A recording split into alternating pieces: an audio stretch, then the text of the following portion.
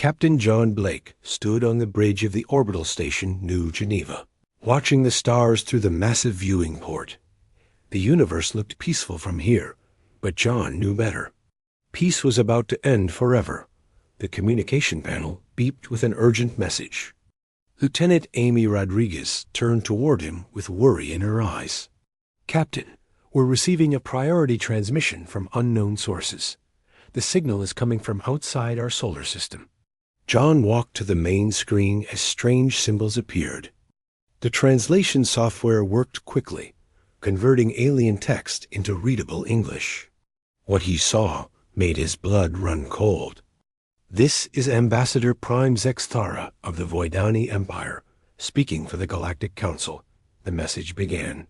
"The species known as humans has been observed and judged. Your rapid expansion into space and aggressive development of weapons. Technology threatens the stability of civilized space." John felt his hands tighten into fists. They had always wondered when first contact would happen, but not like this. The message continued with cold precision. "The Galactic Council, representing 12 advanced species, has reached a unanimous decision. Humanity will surrender all weapons, dismantle your space fleet, and submit to galactic oversight within 36 standard hours. You will be integrated as a supervised species under Council authority. This offer will not be repeated." The screen showed images of massive alien ships, each one larger than anything humanity had ever built. Thousands of them waited just beyond the edge of their solar system, dark and threatening against the starfield. Failure to comply will result in the complete elimination of your species. The choice is yours. The message ended, leaving the bridge in total silence. John looked around at his crew. These were good people, trained military personnel, who had signed up to defend Earth and her colonies.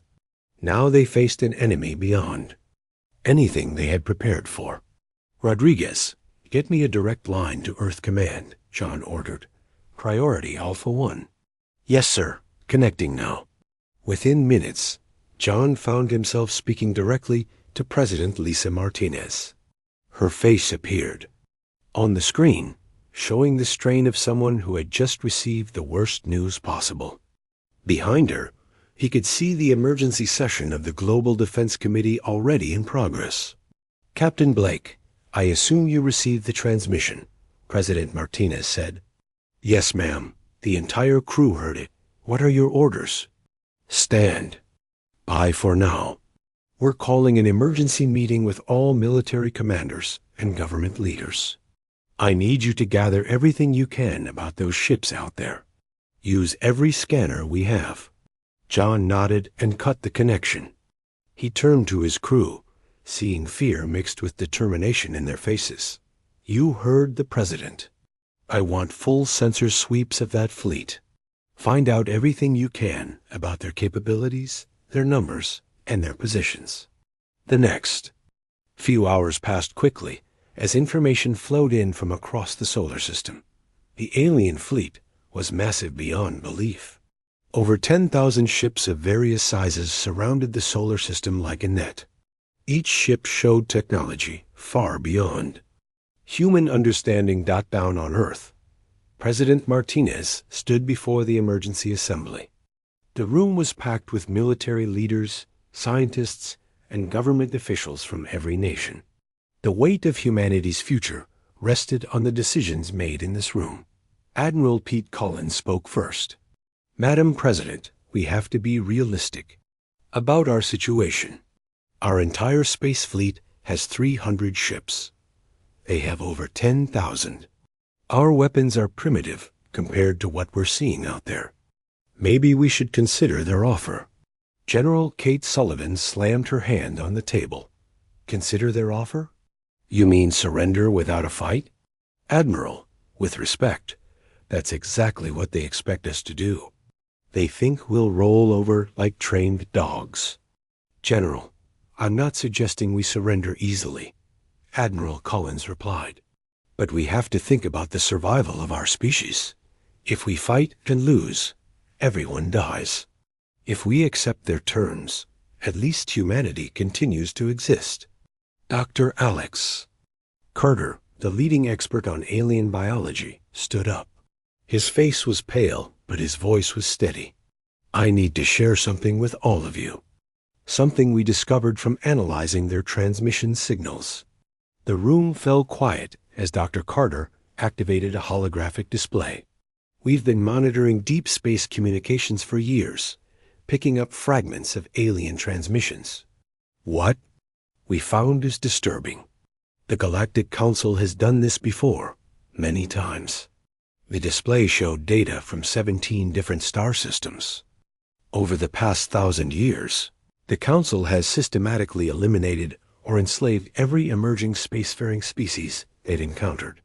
They always used the same justification: galactic stability. President Martinez leaned forward. What happened to those species, Doctor? The ones that surrendered were turned into slave races, stripped of their technology and independence. The ones that fought were completely destroyed. Their planets were left as dead rocks in space. The room erupted in angry voices. General Sullivan stood up again. So they're offering us a choice between slavery and death. That's no choice at all. But at least with slavery, some humans survive, Admiral Collins argued. Complete extinction means the end of everything we are. Dr. Carter raised his hand for silence. There's more. Our analysis shows that many of the Council species were once independent civilizations themselves. They were conquered or absorbed by the original founding members centuries ago. The peaceful galactic community they claim to represent is built on the bones of countless dead civilizations. President Martinez felt the weight of 6 billion lives pressing down on her shoulders. Every human on Earth and in the colonies was depending on her decision. She thought about her own children, sleeping safely in their beds, unaware that their entire future hung in the balance. What are our real chances if we fight? She asked General Sullivan. Honestly, very small. But we've been preparing for something like this. Our ships are built for war, not exploration. Our weapons are designed to kill efficiently. We might not win, but we can make them pay a terrible price for our defeat. And if we surrender? Dr. Carter answered this time. Based on historical patterns, they'll strip away our technology, relocate our population to designated worlds, and use us as a labor force. Our children will grow up as servants to alien masters. In a few generations, humanity as we know it will cease to exist. The debate continued for hours as the deadline approached. Outside, billions of humans watched the news broadcasts, knowing their fate was being decided. Some called for surrender, others for resistance. Most simply waited in fear. Finally, President Martinez made her choice. She stood before the cameras that would broadcast her words to every human in the solar system. My fellow humans, we face the gravest threat in our species' history. An alien coalition demands our surrender and submission. They offer us survival as slaves or death as free beings. She paused, looking directly into the camera. I have consulted with our best military minds and scientists. I have weighed every option and considered every consequence. After careful deliberation, I have reached my decision. Humanity will not kneel. We will not trade our freedom for the promise of survival as servants. If they want our submission, they will have to take it by force. We choose to fight. The transmission was sent on all frequencies, reaching not only the human population, but the alien fleet waiting in the darkness. President Martinez delivered humanity's final message with clear, unwavering conviction. You came here expecting us to surrender without resistance. You believed we would choose slavery over death. You were wrong. We reject your ultimatum completely. If you want war, you shall have it. Remember this moment, because you chose this. Conflict, not us. In the silence that followed, everyone knew there was no turning back. Humanity had made its choice, and now they would live or die by it. The alien response came 12 hours after President Martinez delivered humanity's defiant message. Captain John Blake watched from the bridge of New Geneva as the enemy fleet began moving toward Earth. The massive ships glided through space like predators closing in on wounded prey. "Sir, we're getting readings from the alien fleet," Lieutenant Amy Rodriguez reported. "They're breaking into attack formations. The largest ships are moving to the front."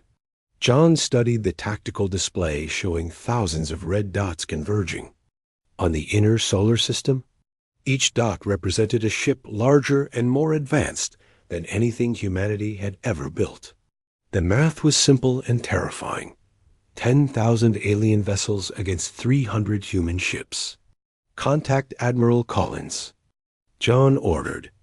"Tell him the enemy is moving. We need all available ships to form up at the Jupiter Defense Line." The Jupiter Defense Line was humanity's first major stronghold beyond Earth.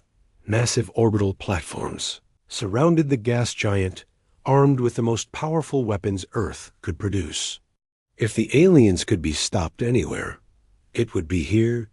Captain Ryan Hayes received the call aboard his destroyer, the UESS Defiance. His ship was one of the newest in the human fleet, built specifically for war rather than exploration. Unlike the peaceful vessels most species used for space travel, human ships were designed to kill efficiently. "All hands, battle stations," Ryan announced over the ship's communication system. "This is not a drill. Enemy contact in 6 hours." The crew of the Defiance moved with practiced precision. These men and women had trained for years, knowing this day might come. They had studied alien technology, practiced combat maneuvers, and prepared mentally for the possibility of facing a superior enemy. Down on Earth, Colonel Sam Brooks coordinated the planetary defense grid from his command center buried deep beneath the Colorado Mountains. Thousands of defense platforms orbited the planet, each one equipped with kinetic barriers and plasma cannons. The surface was protected by massive shield generators hidden in underground facilities. "Colonel, we're showing alien ships entering the outer system," Sergeant Lisa Park reported. "They're moving fast, sir. Estimated time to Jupiter is 5 hours." Sam nodded grimly. The aliens were moving faster than expected, but the defenses were ready. "Activate all shield generators. I want every defense platform online and fully charged. Send the activation codes to all underground facilities." Across Earth's surface, hidden doors opened in mountainsides and desert floors. Defense platforms rose from concealed positions, their weapons tracking toward space. The planet itself was becoming a fortress, bristling with enough firepower to destroy entire fleets. In the depths of the Rocky Mountains, Dr. Emma Walsh worked frantically in her secure laboratory. The Prometheus Protocol had been humanity's most closely guarded secret for 5 years. Now it was their only hope of evening the odds against the alien armada.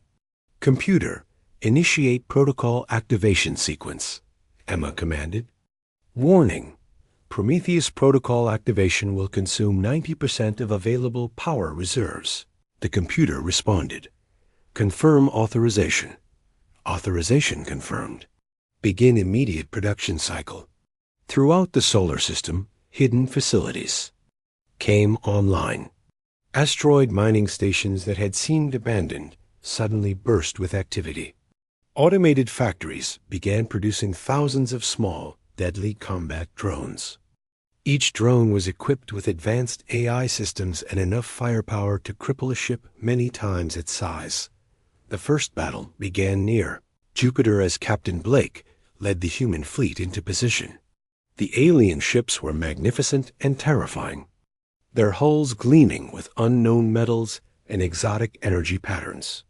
The largest vessel was the size of a small city, bristling with weapon systems that defied human understanding. Fleet Commander Veltar of the Krugan hegemony stood on the bridge of his flagship, studying the human formation. The Krugans were a militaristic species, renowned throughout the galaxy for their tactical brilliance and ruthless efficiency. They had conquered dozens of worlds for the Council, always achieving quick victories through superior technology and overwhelming force. "These humans are positioning themselves for battle," his tactical officer reported. "Their ships appear primitive, but they are taking aggressive formations." Veltar studied the tactical display with interest. Most species surrendered immediately when faced with Council forces, but these humans seemed determined to fight. "Begin the attack. Target their largest vessels first. This should be over quickly." The alien fleet opened fire with weapons that turned space itself into a killing field. Energy beams capable of melting mountains struck the human ships, while exotic missiles warped reality around their targets. The first salvo destroyed 12 human vessels in seconds, but the humans fired back with unexpected fury. Captain Hayes guided the Defiance through the alien formation, his ship's plasma torpedoes striking a massive Krugan dreadnought. The alien vessel shuddered as its shields collapsed, then exploded in a brilliant flash of light. "Target destroyed," Hayes shouted over the combat noise. "These things can be killed." The human fleet fought with desperate courage, their ships darting between the massive alien vessels like wasps attacking giants. They used tactics the aliens had never encountered: ramming attacks, close-range weapons, and coordinated strikes. That focused all firepower on single targets. Captain Blake watched as the battle raged around Jupiter. His ship shook under alien weapons fire, but the human crews fought on. "All ships, concentrate fire on their command vessels. Take out their leaders." The aliens had expected an easy victory, but they found themselves in a real battle. Human ships exploded under their overwhelming firepower, but not before inflicting heavy damage on the alien fleet. For every human vessel destroyed, at least one alien ship was crippled or destroyed. On Earth, the alien bombardment began as the second wave of their fleet reached the inner system. Massive energy beams struck major cities, turning skyscrapers into vapor and melting the ground into glass. But Earth's defenses struck back with equal fury. Colonel Brooks watched his tactical display as the planetary defense grid engaged the enemy. "All platforms fire at will. Give them everything we have."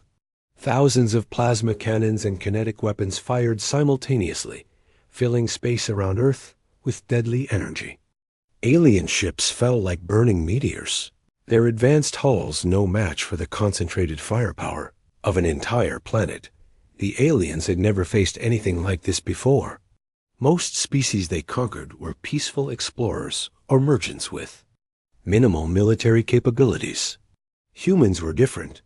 They had spent centuries perfecting the art of war, and every ship and weapon system reflected that deadly expertise. Dr. Walsh's Prometheus protocol reached full activation as the first wave of combat drones emerged from hidden facilities.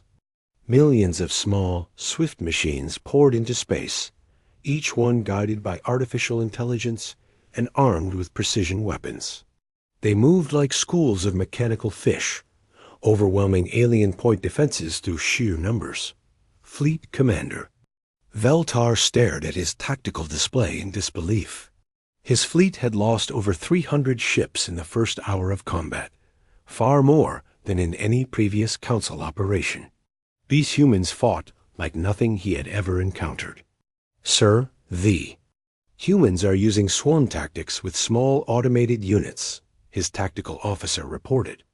"Our point defenses cannot engage them all effectively. Increase firepower. Use the planet crackers if necessary," Veltar ordered. "These creatures must be eliminated quickly before they cause further damage." But the humans had more surprises. As the alien fleet moved closer to Earth, hidden weapon platforms throughout the asteroid belt opened fire. What the aliens had assumed were mining operations revealed themselves as massive artillery positions, their weapons capable of striking targets across the entire solar system. The siege of Earth had begun, but it was not the quick conquest the Galactic Council had expected. Humanity fought with the fury of a cornered animal, using every weapon at their disposal and tactics no civilized species would consider. The aliens had superior technology and numbers, but the humans had something else: the absolute determination to fight to the death rather than accept slavery. As the first day of battle ended, both sides had paid a terrible price. Hundreds of human ships floated as burning wreckage, and millions of people on Earth's surface had died in the bombardment. But the alien fleet had lost nearly 1,000 vessels, and their easy victory had become a grinding siege. Fleet Commander Veltar sent an emergency message to the Council: request immediate reinforcements. Human resistance is far stronger than anticipated. This will not be a quick conquest. 3 months had passed since the alien fleet arrived at Earth, and the siege showed no signs of ending. Captain John Blake stood in the ruins of what had once been the observation deck of New Geneva Station. Half the orbital facility was gone, destroyed by alien weapons, but the remaining sections still functioned as a command center for the human resistance. The cost of defiance had been terrible. Earth's surface was scarred with massive craters where cities once stood. New York, London, Tokyo, and dozens of other major population centers were nothing but radioactive glass. But humanity endured, fighting from underground bunkers and hidden bases scattered across the planet.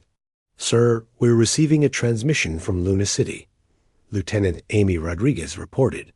Her uniform was torn and dirty, and a bandage covered a wound on her left arm. Everyone who had survived this long bore the marks of constant battle. Commander Lisa Young's face appeared on the damaged screen. She was broadcasting from humanity's last major stronghold near Earth, the lunar base complex known as Luna City. The moon had become a fortress, its underground tunnels converted into weapons factories and military installations. "Captain Blake, we've just repelled the 17th assault wave," Lisa reported. Her voice was hoarse from exhaustion, but her eyes still burned with determination. "The aliens are getting desperate. They're throwing everything they have at us, but we're still here." John nodded with grim satisfaction. Luna City had become more than just a military base. It was a symbol of human resistance that inspired people throughout the solar system. Every day the lunar fortress survived was another day humanity proved it could not be broken. "What's your status on supplies and ammunition?" John asked. "We're running low on everything except determination," Lisa replied with a tired smile. "But the automated factories are still producing weapons and equipment." Dr. Walsh's Prometheus system has been a miracle. "We're getting resupplied faster than the aliens can destroy our production facilities." The Prometheus protocol had exceeded every expectation. Hidden factories throughout the solar system continued producing combat drones, weapons, and supplies despite constant alien attacks. The system's artificial intelligence had proven remarkably adaptable, learning from each battle and improving its designs. On Earth's surface, President Martinez worked from a bunker complex deep beneath the Australian outback. The facility had once been a mining operation, but now it served as the nerve center for global resistance operations. She met daily with General Kate Sullivan to coordinate the planet's defense. "Madam President, our intelligence reports are showing interesting developments," General Sullivan said as she entered the secure briefing room. "Several alien species in their fleet are beginning to question this war." President Martinez looked up from the casualty reports she had been reviewing. The numbers were staggering. Over 2 billion humans had died in the bombardment, but the alien losses were equally severe. "What kind of questioning, General?" "Communications intercepts suggest that at least 3 council species are having internal debates about the necessity of this campaign. They're losing ships and personnel at rates they never expected. Some of their military commanders are asking why they're fighting a war that benefits only the council leadership." This was the first encouraging news. Martinez had received in weeks. Do we have any way to exploit these divisions? Dr. Carter believes we do. He's been studying the captured alien technology and has made some disturbing discoveries about the true nature of the Galactic Council. Dr. Alex Carter entered the briefing room carrying a datapad filled with his research findings. His hair had gone completely gray during the siege, and his face showed the strain of working 18-hour days analyzing alien equipment and communications. Madam President, I need to show you something that changes everything we thought we knew about our enemies, he said, activating a holographic display. The display showed genetic data from dozens of alien species, with complex charts indicating evolutionary relationships and technological development patterns. What you're looking at is the true history of the Galactic Council. Most of the species in their fleet are not original members. President Martinez studied the data with growing amazement. What do you mean, Doctor? I mean they were conquered and absorbed by the original Council founders centuries ago, just like they're trying to do to us. The Krugan hegemony, the Ethereal Dominion, the Nexus Collective, all of them were once independent civilizations with their own cultures and governments. General Sullivan leaned forward. Are you saying the Council has been doing this for centuries? Exactly. The original Council consisted of only 3 species, the Voidani Empire, the Crystal Hierarchs, and the Machine Collective. Over the past 1,000 years, they've systematically conquered or absorbed every other spacefaring civilization they encountered. The peaceful galactic community they claim to represent is actually a massive empire built on conquest and forced assimilation. The implications were staggering. Dr. Carter continued his explanation, showing evidence of how the Council maintained control over their subject species through a combination of technological dependence and cultural suppression. They strip conquered species of their advanced technology, relocate their populations to controlled worlds, and gradually erase their cultural identity. Within a few generations, the conquered species become willing servants who don't even remember they were once free. President Martinez felt a surge of anger mixed with hope. This information could be used against them. If their own forces knew the truth about their history, it might cause rebellion within their ranks. That's exactly what I was thinking. Dr. Carter replied, We have the communication equipment to broadcast this information throughout their fleet. The question is whether we can reach the subjugated species before the Council leadership silences us. Meanwhile, in orbit around Jupiter, Captain Ryan Hayes led the remnants of the human space fleet in a desperate raid against alien supply lines.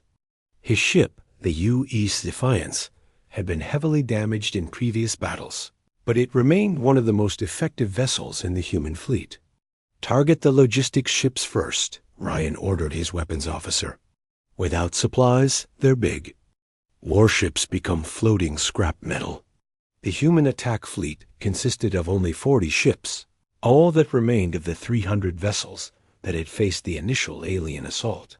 But these survivors had learned hard lessons about fighting a technologically superior enemy. They used hit-and-run tactics, striking fast and disappearing before the aliens could respond effectively.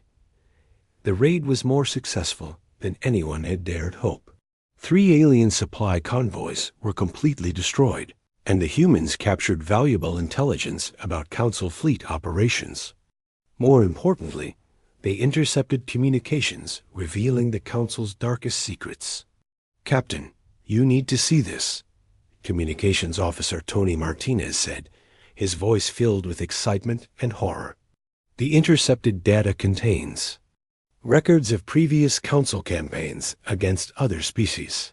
The captured files contain detailed records of the Council's conquest campaigns over the past millennium. They showed a pattern of systematic genocide and cultural destruction that made the current war against humanity look almost merciful by comparison. They've done this 17 times before, Ryan said as he reviewed the data. 17 different species, all extinct or enslaved. And they've been harvesting technology and genetic material from each conquest to enhance their own capabilities. The evidence was overwhelming. The Council had been using conquered species as sources of biological and technological enhancement for centuries. They took the best attributes of each defeated civilization and incorporated them into their own forces, becoming stronger with each victory. Captain Blake received this intelligence data as he prepared for what might be humanity's final stand. The alien fleet had received massive reinforcements and was preparing for a coordinated assault on Earth's remaining defenses. But now humanity had a weapon more powerful than any plasma cannon or combat drone: the truth. Rodriguez, prepare a broadcast transmission using our most powerful communication array, John ordered. We're going to tell the galaxy exactly what the Council really is. President Martinez worked with Dr. Carter to prepare the message that would be transmitted throughout the alien fleet and beyond to every inhabited world in the galaxy. The broadcast would expose the Council's crimes and reveal the true history of galactic peace. My fellow beings of the galaxy, the message began. You have been told that humanity is a dangerous species that threatens galactic stability. This is true. We are dangerous to tyrants and oppressors. We threaten the stability of a system built on conquest and slavery. The transmission included all the captured data showing the Council's systematic destruction of independent civilizations. It revealed how the peaceful galactic community was actually a vast empire maintained through fear and deception.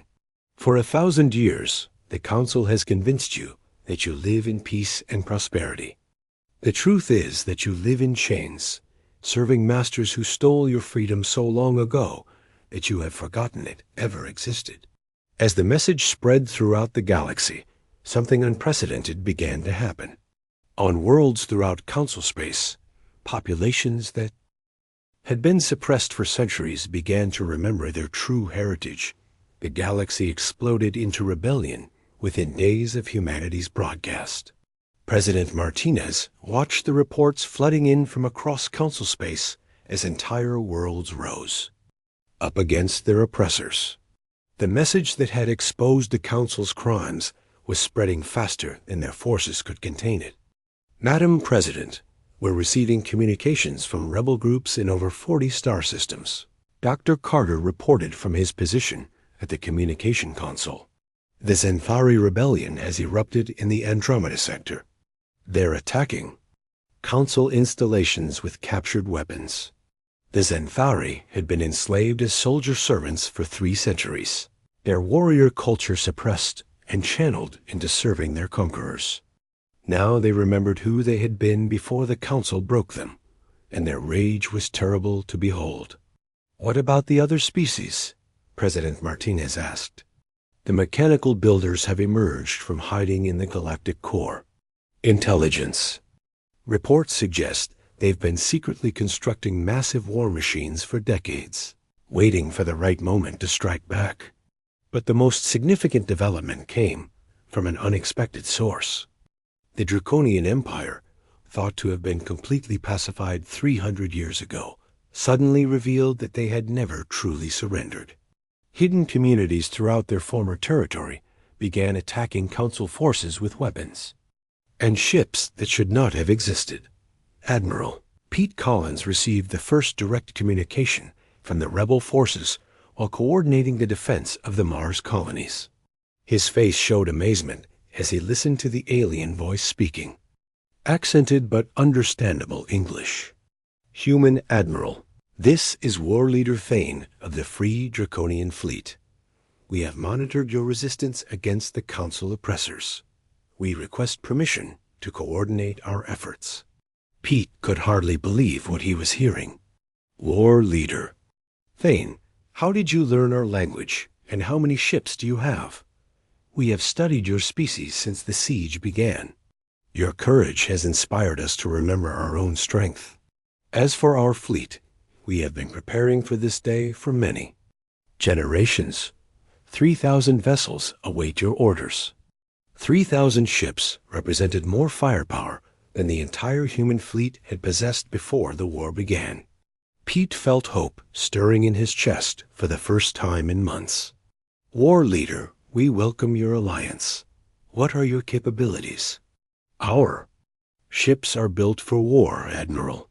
We have maintained our military traditions in secret, passing down knowledge from generation to generation. The Council believes we are peaceful farmers and miners, but they are about to discover their mistake. Similar messages arrived from rebel groups throughout the galaxy. The aquatic traders, who controlled much of the galactic economy, began using their massive cargo fleets as improvised warships. The Crystalline Collective, master engineers and technicians, started sabotaging Council vessels from within using their technical expertise. Captain John Blake coordinated with these new allies from his battle-damaged command center aboard New Geneva Station. The alliance formed quickly as species that had been enemies for centuries found common cause against their mutual oppressor. Captain, we're receiving a priority message from the Ethereal Dominion, Lieutenant Rodriguez reported. It's from one of their high scions. The message that appeared on screen shocked everyone in the command center. High Scion Velinara of the Ethereal Dominion spoke directly to Blake, her mental voice carrying across space through advanced psychic technology. Human Captain, I speak for those among my people who remember freedom. The Council has used our psychic abilities as weapons for too long. We offer you the power of our minds in exchange for the promise of liberation. Blake struggled to process this development. The Ethereal Dominion possessed mental powers that could influence entire fleets, turn enemy weapons against their owners, and coordinate attacks across vast distances. Having them as allies instead of enemies changed everything. High Scion, we accept your alliance. What do you need from us? Protection for our homeworld, while we break the mental conditioning the Council has imposed on our people. Give us time, and we will give you victory. The rebellion was spreading faster than anyone had imagined possible. Dr. Emma Walsh monitored the situation from her laboratory, deep beneath the Rocky Mountains, while her Prometheus system adapted to support the new Allied forces. Computer, analyze the strategic situation and recommend production priorities, she commanded. Analysis complete.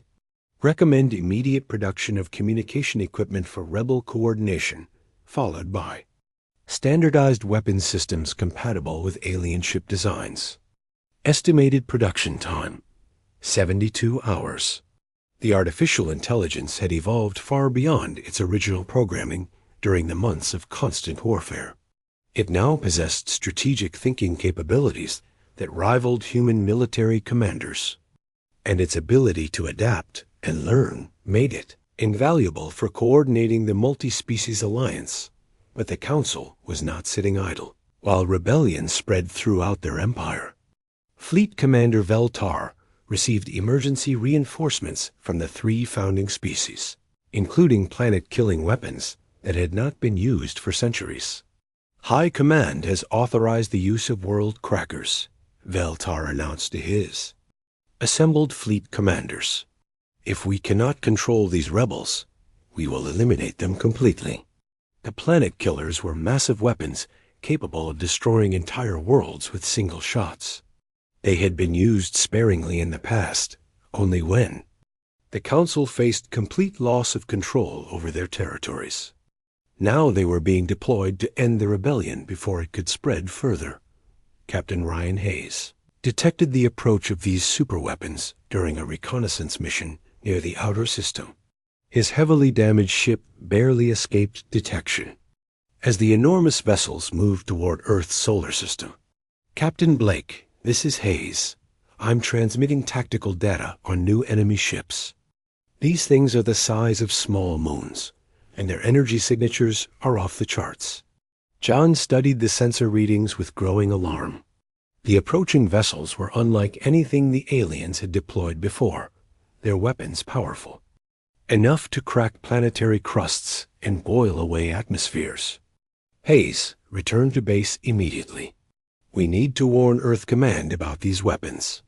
President Martinez received the warning with grim determination. The Council was escalating to genocide, but humanity was no longer alone in facing this threat. The Rebel Alliance now included dozens of species and thousands of ships, all united by their hatred of Council oppression. General Sullivan, activate every defense we have. If they want to use planet killers against us, they'll find that Earth can defend itself. The final phase of planetary defense had been held in reserve for exactly this situation. Operation Last?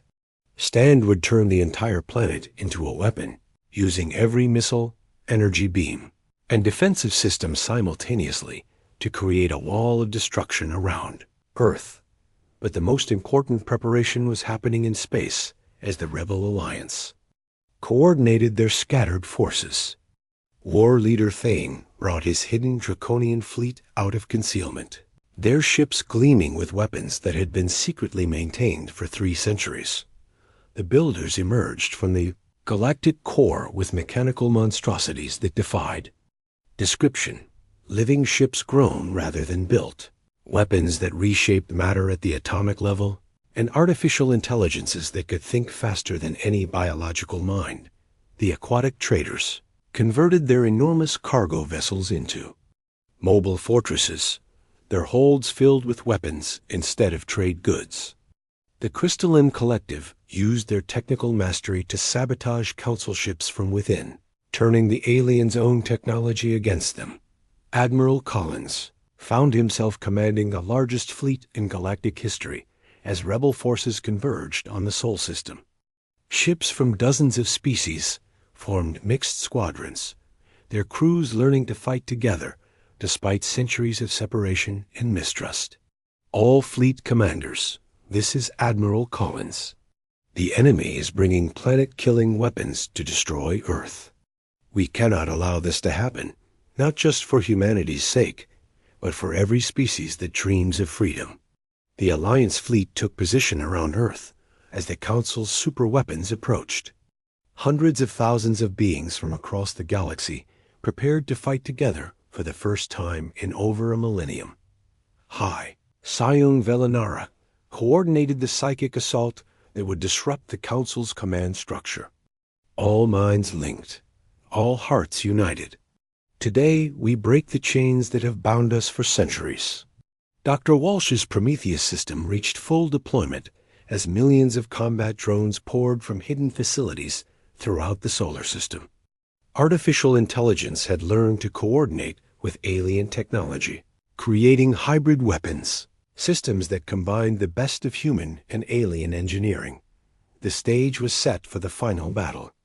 Earth hung in space like a blue jewel, surrounded by the largest fleet ever assembled, while planet-killing weapons approached with the power to end everything. But humanity was no longer fighting alone, and the galaxy would never be the same, regardless of who won this final confrontation. The final battle began as the Council's planet-killing weapons moved into position around Earth. Captain John Blake watched from the bridge of New Geneva Station as the massive alien superweapons prepared to fire. Each weapon was the size of a small moon, capable of cracking worlds and boiling away atmospheres with single shots. All ships, this is Admiral Collins, came the voice over the communication system. The enemy planet killers are charging their weapons. We have approximately 10 minutes before they can fire. All allied forces engage immediately. The largest fleet in galactic history surged toward the Council forces. Human ships flew alongside Draconian warships that had been hidden for centuries. Aquatic trader vessels converted from cargo haulers fought beside the mechanical monstrosities of the builder species. The rebellion had become a unified force, representing dozens of worlds and billions of beings. War leader Thane commanded his Draconian fleet with the fury of 3 centuries of suppressed rage. His flagship, the Flame of Vengeance, led the charge. Against the Council's heaviest warships, the Draconians had secretly maintained their military traditions, and their ships were built for one purpose: destroying their enemies completely. For our ancestors who died in chains, Thane roared as his weapons tore through alien hulls. For our children who will be born free. The builder ships moved like living creatures through the battle, their organic hulls reshaping themselves to absorb weapons fire and redirect it back at the enemy. These mechanical beings had spent centuries in hiding, growing their fleet and perfecting weapons that could remake matter at the atomic level. High Scion, Velinara coordinated the psychic assault from her command ship, her mental powers linked, with thousands of other ethereal minds. Together, they reached into the Council fleet, turning weapons against their owners and causing command systems to fail at critical moments. Their minds are breaking, she reported to Admiral Collins. The Council commanders are losing control of their own ships.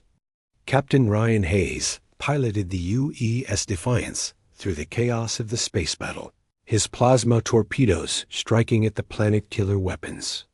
The massive ships were heavily shielded, but concentrated fire from multiple Allied fleets was beginning to cause damage.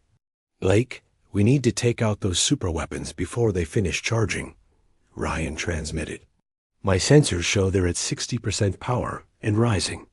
But the Council forces were not defenseless.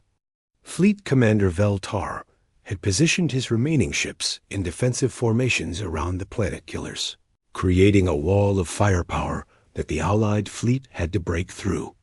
The battle raged with unprecedented fury as ships from across the galaxy fought for the future of civilization itself. On Earth's surface, Colonel Sam Brooks activated the final phase of planetary defense. Operation Last Stand had been designed for exactly this situation, turning the entire planet into a weapon when facing extinction-level threats. All defense platforms, fire everything we have, Sam commanded. Every missile, every energy beam, every weapon system on the planet, give them hell. The planet Earth became a star of destructive energy as thousands of defense installations fired simultaneously. Plasma cannons that could melt mountains sent their fury into space, while kinetic weapons launched projectiles at significant fractions of light speed. The orbital space around Earth filled with deadly energy as the planet itself joined the battle. President Martinez broadcast from her bunker beneath the Australian outback, her words transmitted across all frequencies to reach every ship in the eye, Allied fleet, and every rebel world throughout the galaxy. Today we end 1,000 years of tyranny, she declared. The Council offered us slavery or death, but we choose freedom. We choose to fight for every species that has been broken by their oppression. Earth makes its final stand, not just for humanity, but for the right of all beings to determine their own destiny. Dr. Emma Walsh's Prometheus system reached its ultimate expression as millions of combat drones swarmed from hidden facilities throughout the solar system. The artificial intelligence had evolved far beyond its original programming, now coordinating with alien technology to create weapon systems that neither species could have built alone. Computer, target the planet-killer weapon systems, Emma commanded. Concentrate all available firepower on their primary generators. Acknowledged. Coordinating with Allied fleet targeting systems. Probability of successful mission completion, 37% and rising. The drone swarms moved like schools of mechanical fish through the battle, their individual weakness overcome by sheer numbers and coordination. They poured over the Council's defensive lines like a living tide, each small unit carrying enough destructive power to cripple much larger vessels. But the Council had one final card to play. The 3 founding species had held back their most powerful weapons throughout the war, believing that conventional forces would be sufficient. Now they deployed technology that had not been seen for centuries, reality-warping weapons that could unmake matter and reshape space itself. The first reality weapon struck the Allied fleet with devastating effect, causing an entire squadron of human ships to simply cease existing. The space where they had been flying became empty void, as if the vessels had never been built. "What kind of weapon is that?" Admiral Collins demanded as his tactical display showed the impossible readings. Dr. Alex Carter, monitoring the battle from Earth, provided the answer. "They're using quantum disruptors, weapons that can alter the fundamental structure of reality. We have no defense against that kind of technology." But the Allied fleet had something the Council had never encountered: the desperate courage of beings fighting for their freedom and the coordinated resistance of an entire galaxy. As the reality weapons charged for their next shots, every ship in the Allied armada focused their fire on the quantum disruptors. War leader Thane led his draconian fleet in a direct assault on the nearest reality weapon, his ships taking terrible casualties as they closed the distance. Death before slavery, he shouted as his flagship rammed directly into the quantum disruptor's power core. The explosion that followed tore a hole in space itself, but it also destroyed the alien superweapon. One by one, the Allied forces eliminated the reality disruptors.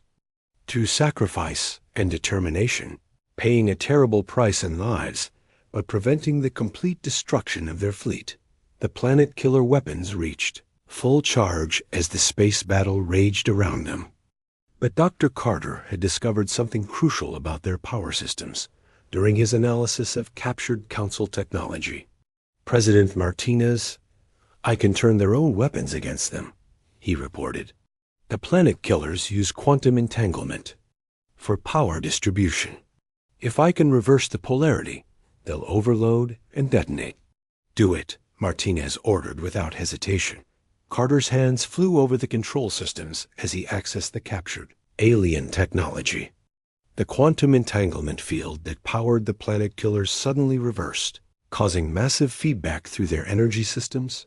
The first planet killer exploded like a miniature star, its destruction taking out significant portions of a Council fleet. The second and third weapons followed moments later, their overloading power cores creating a chain reaction that devastated the alien armada.